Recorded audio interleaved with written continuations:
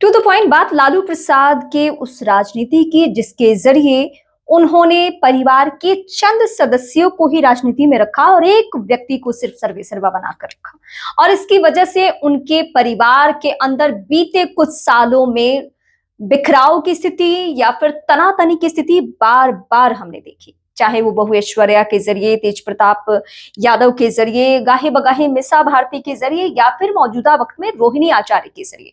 लालू प्रसाद यादव की राजनीति करने का तौर तरीका आप देखेंगे और चारा घोटाले से लेकर अभी तक की जर्नी को उनके समझेंगे तो आपको यह एहसास होगा कि अगर वो पारिवारिक मोह में नहीं फंसे होते तो देश के बड़े मास लीडर में वो शुमार होते, मतलब सबसे बड़े मास लीडर में शुमार होते। जिस तरीके से उनका जलवा रहा है एक वक्त में और जैसे उनके ऊपर लोगों ने भरोसा किया, उनके कास्ट वोटर ही सही, उनके जनाधार वाले वोटर ही सही, लेकिन जो उन्होंने एक जातीय समीकरण तैयार किया था उसके तहत वो फिट बैठ रहे थे। लेकिन पहले राबड़ी देवी पर भरोसा करना, अपनी पार्टी के बहुत एक्सपीरियंस, बहुत तजुर्बे वाले नेता सबको दरकिनार करने के बाद, और जब राबड़ी वाला दौर खत्म हुआ तो उसके बाद तब तक उनके बेटे तैयार हो चुके थे, तेजस्वी यादव। तेज प्रताप हालांकि बड़े बेटे हैं, लेकिन तेजस्वी में लालू प्रसाद यादव को चार्म दिखा। उन्हें लगा कि वो राजनीति संभाल सकते हैं, वो मेरी सियासी जमा पूंजी संभाल सकते हैं, और इसीलिए उन्होंने तेजस्वी यादव पर भरोसा किया।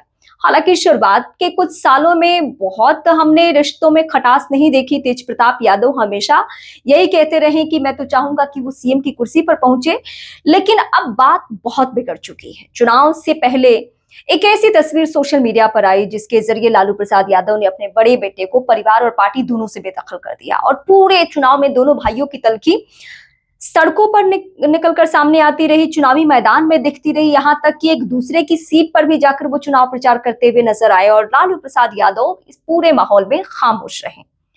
अब मसला रोहिणी आचार्य का बार बार फंस रहा है। रोहिणी आचार्य बीच में भी संजय यादव के नाम पर उठकर सिंगापुर चली गई थी, फिर कुछ दिन बाद परिवार में फिर उस तरीके से बात हुई और वो लौटकर आ भी गई।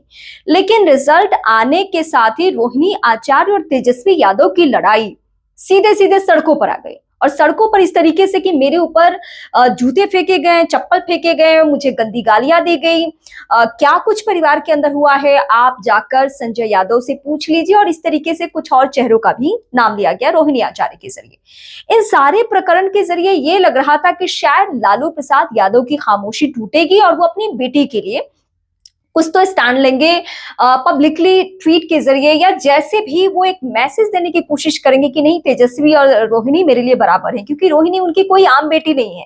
रोहिणी लालू प्रसाद यादव की वो बेटी है जिसने किडनी दी है लालू प्रसाद यादव को। अब इस वाक्य का भी जिक्र भाई बहन की लड़ाई में हुई कि आपने गंदी किडनी लगा दी हमारे पिता को, इस तरीके से लड़ाई का असर पहुंचा है। लेकिन इन तमाम बातों पर विराम लगा दिया लालू प्रसाद यादव ने आकर। उन्होंने कहा कि तेजस्वी ने पार्टी को बहुत आगे बढ़ाया है और तेजस्वी आगे पार्टी को संभालेंगे।